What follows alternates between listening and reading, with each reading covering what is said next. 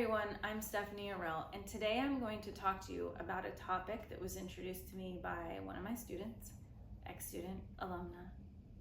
That has to do with thinking about how we access more positive emotions when we find ourselves in a slump or in a low. And you could specifically articulate this as, how do we access our highs when we're in the low? Low pressure systems, which are what hurricanes consist of, actually can cause headaches and feelings of you being physiologically or physically pressed upon. So they can instigate an experience of what I'm talking about today, which is of a low. I have a low level headache, thinking about fatigue, trying to get some energy up to talk to you guys, and wondering, hey, why is this happening? Well, it's actually the low pressure system. So that's a physical experience. It's not necessarily a mental one, although it affects my mentality a little bit. But how do I, in that moment, not get kind of pulled down by the physical or physiological feeling of heaviness? And for me, one of the ways that I do that is to remind myself it's temporary. Now, if you didn't know that that was going to happen with a low pressure system, you wouldn't necessarily recognize that. But I think that the idea can serve as a metaphor for us thinking about how do we deal with lows and access things that we recognize bring us joy or happiness or some kind of a high. And part of that would be to recognize in any given low that this will pass. It will be done. There will be a difference in an hour, in a week, tomorrow, in a month. I don't know how long, but there will be some sort of change, because one thing that we can rely on in life is that nothing is permanent. Now, I want to add a little caveat before I go into my second sort of metaphor to think about that, and that is that there's quite a few people who have gotten into places mentally, psychologically, physiologically, even say with depression, that do not feel as if this too will pass, so to speak. And that's a terrible cliche, but if we're going to use a cliche, that one kind of works in this framework. That is a real thing, to have that feeling, not knowing when something's going to improve, or not trusting is probably a better way to put it, not trusting that something's going to improve.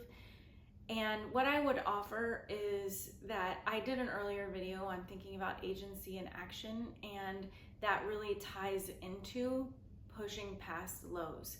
If we sit and do nothing and allow that to overcome us, so if today this feeling, I just walked into it and laid on my couch, I probably would feel okay tomorrow, but I wouldn't have gotten this done, and I wouldn't have been talking to you. And so there would have been no productivity or no action taken.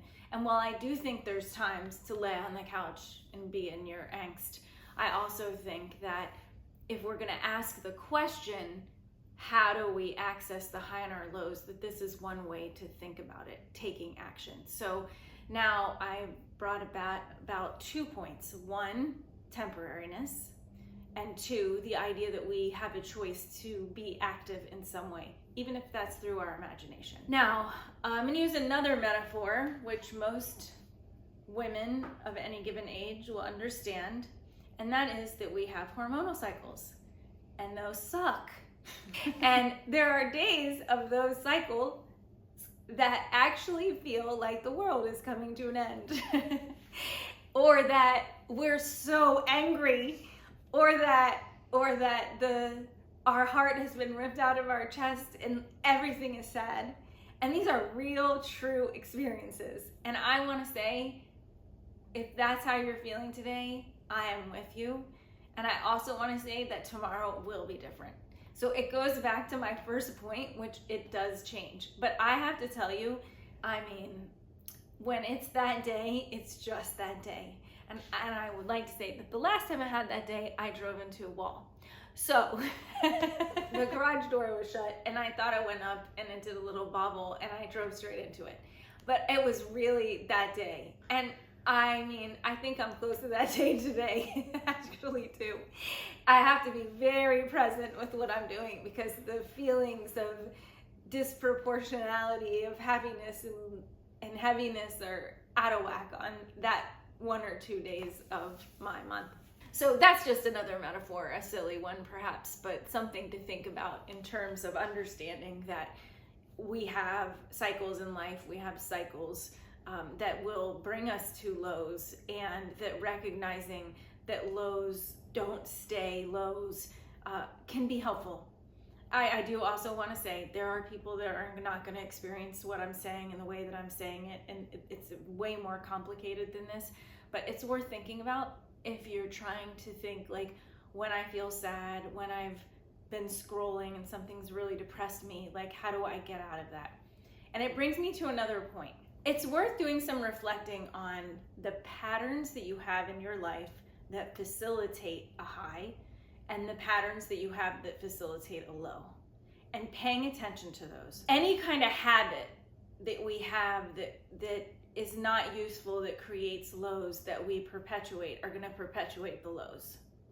And any kind of habit we have that creates highs that we perpetuate will create the highs. What becomes tricky is to, when we're in the lows, access those patterns that we have that are in the highs, even when we don't feel like it. So a light example, when something piques your anxiety, when there's a test coming, when someone's relationship has ended, any kind of relationship, you know that going to the beach or taking a long walk always clears your mind. But in the moment of that loss or that fear or that anxiety, it becomes pretty hard to access. Oh yeah, if I take a walk or if I go sit by the water, somehow that's going to change my experience. That access is hard.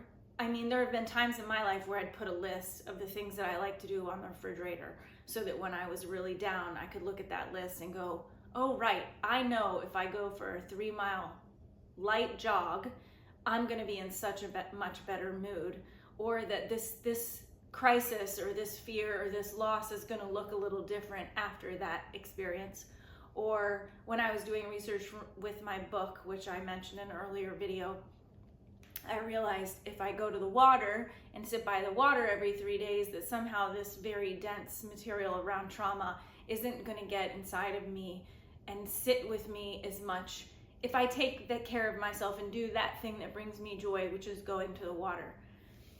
In fact, last weekend I was having some really big stress, and by default I was standing next to the water looking at New York City, listening to the waves, and I went, oh my gosh, I have to remember to do this, because that sound even of the waves gets inside of me and then facilitates the calm that I need to get access to feeling the high, which essentially is this positive affect about my life in general. There's so much more to say about this, but I do think it's worth thinking about the patterns that you facilitate, and then understanding that when you're in any given neurological pathway, whether that's a low or a high, that doing the things on either end will pull you into that other realm. And so if you can, in the periods of times when you feel low, access the experiences or engage in the experiences that you know bring you to this positive affect, that you can do that and have access to them. Thanks.